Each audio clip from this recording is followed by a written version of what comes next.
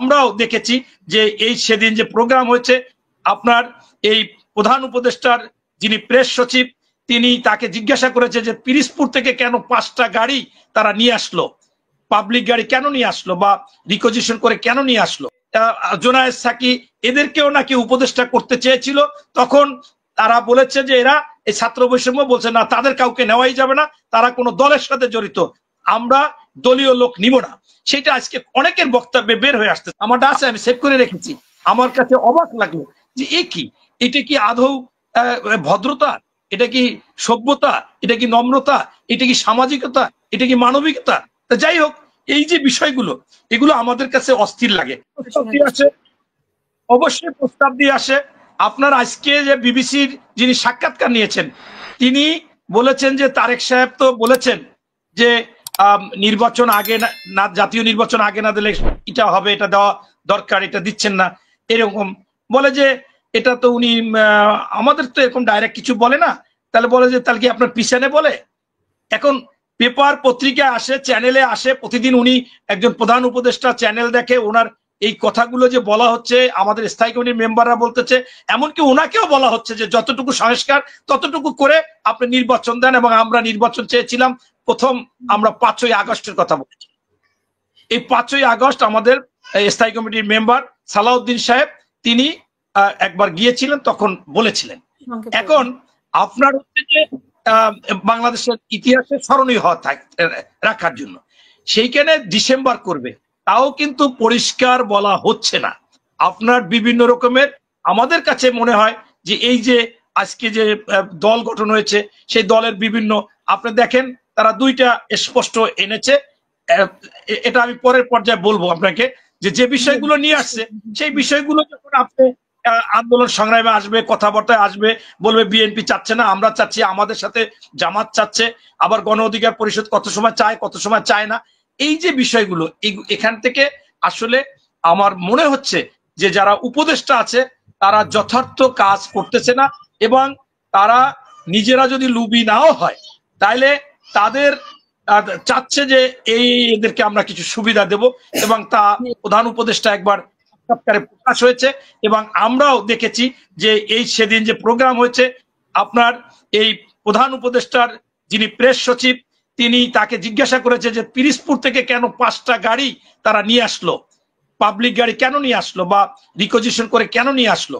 বললো যে এটা আসলে 2টা শহীদ পরিবারের 2জন লোক আসবে, 2জন লোকের জন্য কি 5টা গাড়ি লাগবে? এটা শুধু দেখা গেছে, এরকম আনসিন সারা বাংলাদেশে হয়েছে। যদিও এটা লজিক্যালি ব্যাখ্যাটা ঠিক মতো হয়নি, কিন্তু উনি ব্যাখ্যা দিয়েছেন আর কি।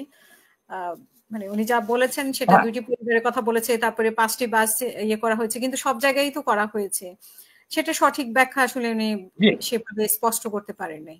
অনেক জায়গায় মানুষ ভয় দেয় না, আবার অনেক জায়গায় অনেক 2-1টা বের হয়ে গেছে, কিন্তু এই বিষয় তো অসত্য না।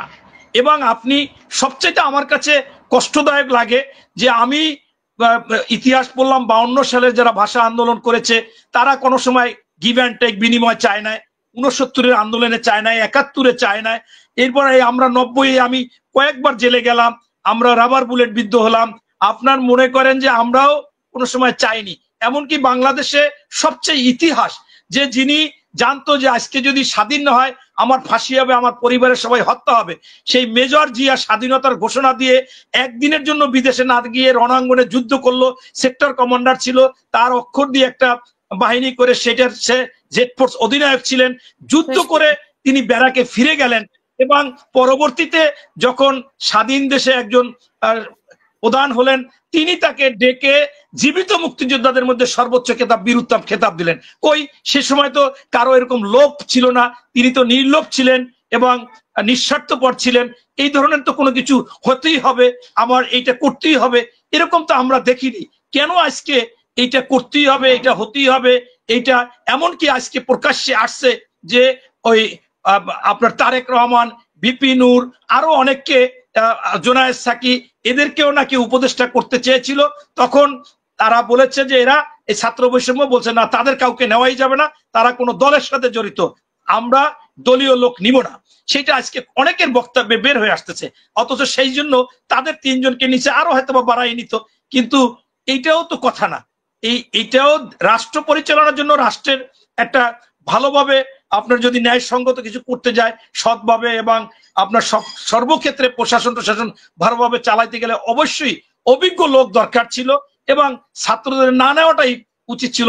এই ছাত্রদের মধ্যে আজকে দেখেন সরকারি বেসরকারি পাবলিক কত দ্বন্দ্ব হচ্ছে, কত লেখাপড়া হচ্ছে, তাদের ভূমিকা কিন্তু বেশি। আসলে বাংলাদেশে বেসরকারি বিশ্ববিদ্যালয়, আমার মেয়ে ব্র্যাক ইউনিভার্সিটিতে, আমার ছেলে সিটি কলেজ, এই বেসরকারি থেকেই কিন্তু বেশি শহীদ হয়েছে, বেশি হতাহত হয়েছে, বেশি আহত হয়েছে এবং তাদের অবদানই বেশি এবং তারা একেবারে সত্যিকার অর্থে আন্দোলনের সামনে ছিল, একেবারে সম্মুখ ভাগে ছিল।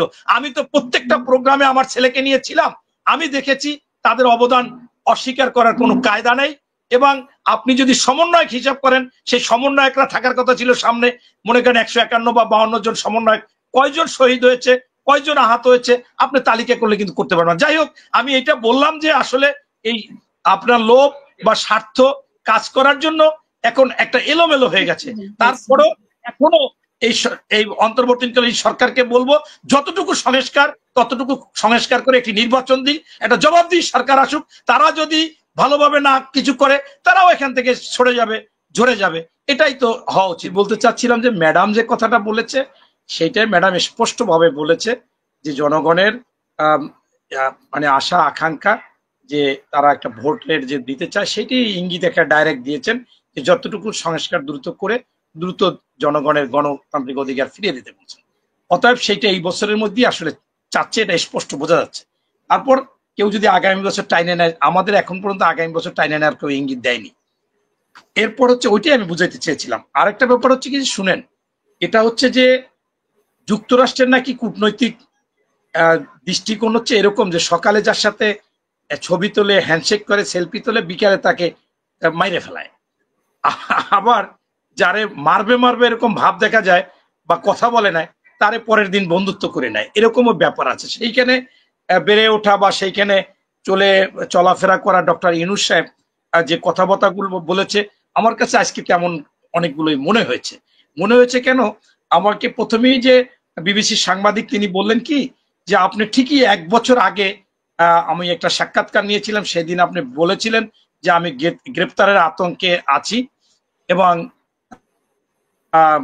এরকম একটা কথা দিয়ে শুরু করেছিলেন। সেখানে আপনি আজকে উপদেষ্টা, উনি বলছে যে আমি গ্রেপ্তারের আতঙ্কে আছি, সেটা বলি নাই, আমি বলেছি যে কোনো সময় গ্রেপ্তার হতে পারি, সম্ভাবনা আছে। যাই হোক, আসলে কিন্তু গ্রেপ্তারের আতঙ্কের কথাই উনি বলেছিলেন, সেটাও আগের ইতি আছে। এখন হচ্ছে কি, এরপর হচ্ছে যে উনাকে যে কথাগুলো বলেছে, উনি ভারত প্রসঙ্গে বলছে ভারত আমাদের দরকার, আবার ভারতেরও আমাদেরকে দরকার। অতএব ভারতের সাথে আমাদের সম্পর্ক ভালো, আমি আসার পর আরো সম্পর্ক ভালো হয়েছে এবং তাদের সাথে বেশ ভালো সম্পর্ক আছে। এখন হচ্ছে যে কূটনৈতিক ভাবে উনি সকল কথাই যেভাবে উত্তর দিয়েছেন, খুব ভালো উত্তর দিয়েছেন। বলে পলিটিকের দল গঠনের কথাও বলেছে, সেখানে উনি একেবারে কিছু যেন জানেই না। এত বিরাট একটা সাক্ষাৎকার দিয়েছে আন্তর্জাতিক ভাবে, এগুলো এত ভালো আবার ভালো না, এটাই মানুষের কাছে সন্দেহ দেখা দেয়। যে আপনি সেদিন বললেন যে ছাত্ররা বলেছি ছাত্রদের যে তারা একটা দল করুক, ওরা বলতেছে একটা আসনও পাবো না, আমি বলেছি তোমরা পাবো, তোমরা সরকার গঠন করতে পারবে, মানে অনেক কিছু হবে, এই আশ্বাস দিয়ে দলও গঠন। আপনার এইটা থেকে যদি সে বলে যে আমি এইটা সম্পর্কে কিছু জানি না, এইটা তো মনে করেন গ্রহণযোগ্য না। জনগণের মধ্যে তো আরো সন্দেহ দেখা দেয়।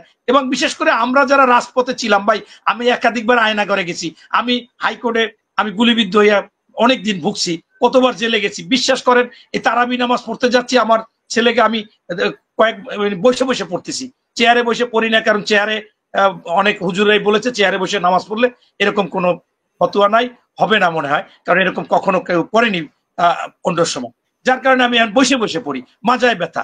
আপনার মনে করেন যতবার রিমান্ডে নিয়েছে, এই নিয়ে কি আমাদের কি চেহারা দেখছে?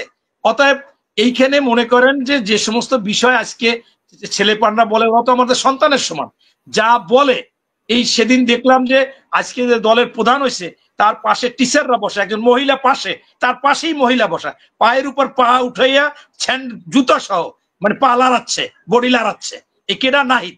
এগুলো তো মনে করেন কেমন কথা, কি কাদেরকে নিয়ে রাজনীতি? এটা যদি সরকারি পাওয়ার না হয় এরকম কিন্তু করতে পারে না। মানুষের তো এমনিও একটা দ্বিধাদ্বন্দ্ব হয়, একটা মানুষ পাশে বসলে তার সে একজনকে দেখলেও তো একটু নত হয়, কিন্তু উভয় পাশে পিছনে সকলে বয়স্ক, সেইখানে নাহিদ পায়ের উপর পা, আমারটা আছে, আমি সেভ করে রেখেছি। আমার কাছে অবাক লাগলো যে এটা কি আদৌ ভদ্রতা, এটা কি সভ্যতা, এটা কি নম্রতা, এটা কি সামাজিকতা, এটা কি মানবিকতা? তা যাই হোক, এই যে বিষয়গুলো, এগুলো আমাদের কাছে অস্থির লাগে।